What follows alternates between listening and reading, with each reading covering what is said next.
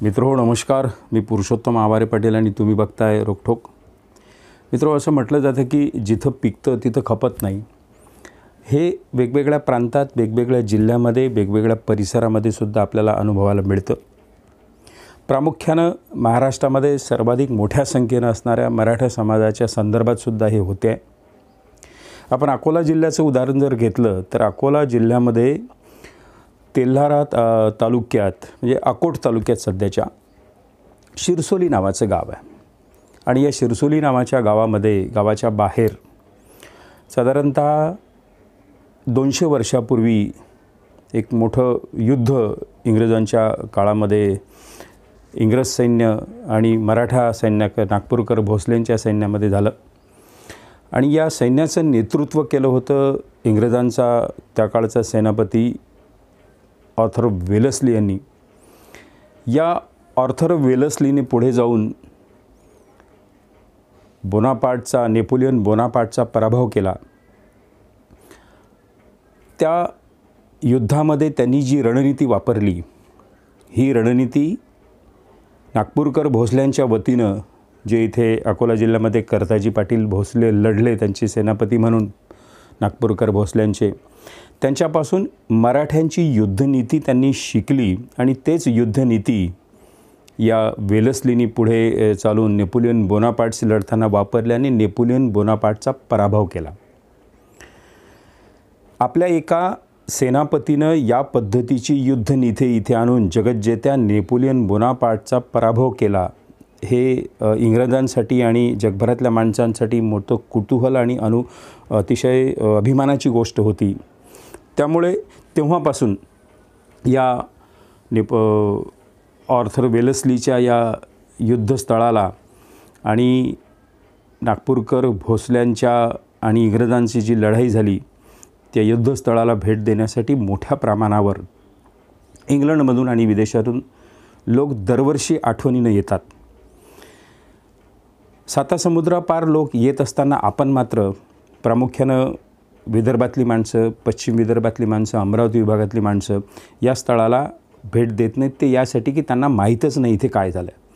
काही वर्षापूर्वी शिरसोलीच्या गावाच्या बाहेर, ज्याला आपण पांढरी म्हणतो, त्या ठिकाणी थोडंसं एक थडगं स्थळ होतं, परंतु तेही नंतर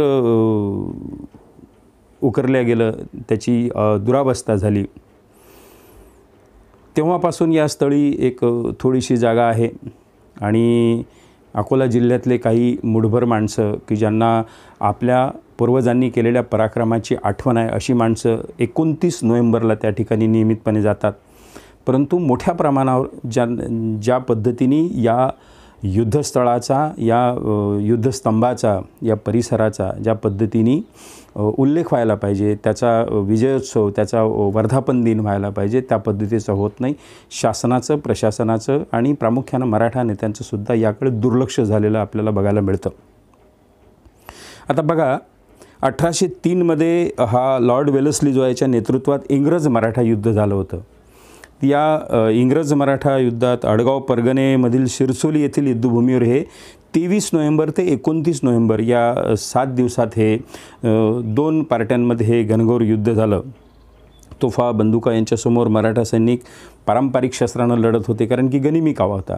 मराठ्यांजवळ ज्या पद्धतीने छत्रपती शिवरायांच्या वारशानं जो गनिमी कावा आला होता, त्याचा वापर करत यांनी इंग्रज सैनिकाचं म्हणजे 1816मध्ये साधारणतः अपराजित जो होता नेपोलियन बोनापार्ट, याचा पुढे या लॉर्ड वेलस्लीनी, जो इंग्रजांचा सेनापती होता, त्यांनी पराभव केला. म्हणून हे प्रामुख्यानं उजेडात सगळं आलेलं आहे.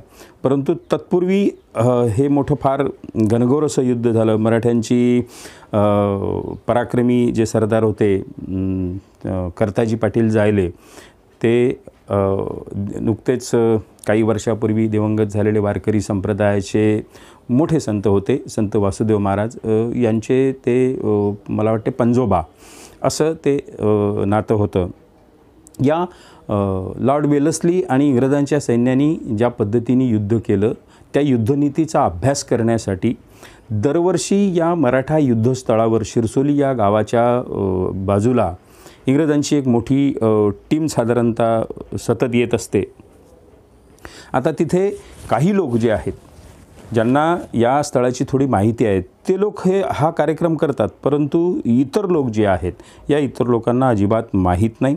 त्यामुळे इथं लिमिटेड लोक असतात. अकोटची काही मंडळी आहे, हा शौर्य दिन दरवर्षी ते त्या ठिकाणी आयोजित करतात. म्हणजे अगदी अनंत गावंडे असतील, त्यानंतर बाकीची मंडळी असेल, अविनाश डिक्कर असतील,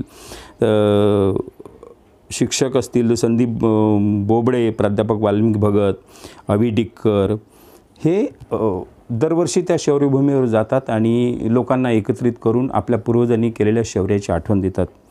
यावर्षीसुद्धा त्या याच्यातून इंग्लंडमधून एक 14 लोकांची टीम या युद्धभूमीवर आली. दरवर्षी खरं म्हणजे हे येतात. आता युद्धभूमीवर आल्यानंतर या टीमचं जे नेतृत्व होतं, ते टीमचं नेतृत्व गेली 34 वर्ष सेनादलात काम करून निवृत्त झालेले मेजर गॉर्डन कॉरिगन हे आपल्या 14 लोकांच्या एका टीमला घेऊन परवा शिरसोलीच्या युद्धभूमीवर आले. ते अभ्यास करून गेले. म्हणजे आजही अनेक लोक असे आहेत की दरवर्षी विदेशातून, इंग्लंडमधून एक टीम येते, त्या परिसराचा अभ्यास करते. त्यांच्याकडे अद्ययावत सगळे मराठा इंग्रज युद्ध जे झालं, त्या युद्धामध्ये मराठा सैनिकांनी, मराठा सरदारांनी कोणत्या पद्धतीची युद्धनीती वापरली, त्याचा अभ्यास ते आजही करतात. ते जेव्हा येतात तेव्हा त्यांच्याजवळ संदर्भ ग्रंथ असतात. ते संदर्भ ग्रंथ ज्या परिसरात हे युद्ध घडलं, ज्यांचे आपण वारसदार आहोत, त्याही लोकांजवळ, पुढच्या वारसदारांजवळ ते साहित्य उपलब्ध नाही, परंतु 7 समुद्राकडून पार येणाऱ्या माणसांजवळ ते सगळे संदर्भ ग्रंथ असतात. एवढे आपण सगळे लोक इतिहासाच्या बाबतीत अनभिज्ञ आहोत.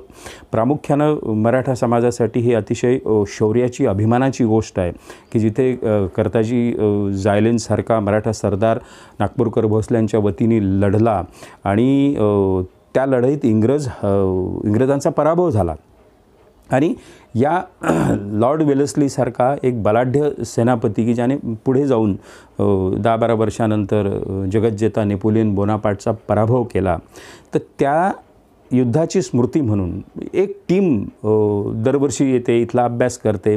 परंतु इथल्या शासनाला, प्रशासनाला आणि प्रामुख्यानं केंद्र शासनाला जे अशी स्थळं जी असतात, युद्धाची स्थळं, ती पुरातत्व खात्याच्या ताब्यात असतात. त्याच्यामुळे पुरातत्व खात्याचंही इकडे लक्ष नाही. जे सतत मराठा करत राहतात, आपले शूरवीर पराक्रमी वारसदार वारसा सांगत राहतात, छत्रपती शिवाजी महाराजांचा जो गौरवाने उल्लेख करतात, असे प्रशासनात असणारे मराठे मात्र दरवर्षी या स्थळाला भेट न देता मुठभर मुलांना काहीतरी आश्वासन देतात आणि पुन्हा एरे माझ्या मागलं चालू होते. मित्रहो, हा परिसरात असे अनेक स्थळं आहेत की ज्या स्थळांवर पुन्हा एकदा त्याचं पुनरुज्जीवन करण्याची गरज आहे, की येणाऱ्या पिढ्यांना हा वारसा उत्तम पद्धतीनं सांगण्याची गरज आहे. या प्रशासनाला याची सुबुद्धी हा 29 नोव्हेंबरचा शौर्य दिन देऊ, अशी आपण अपेक्षा करूया. इथेच थांबूया. हा व्हिडिओ आवडला असेल तर लाईक करा, शेअर करा आणि व्हिडिओवर आपली प्रतिक्रियासुद्धा द्या. धन्यवाद.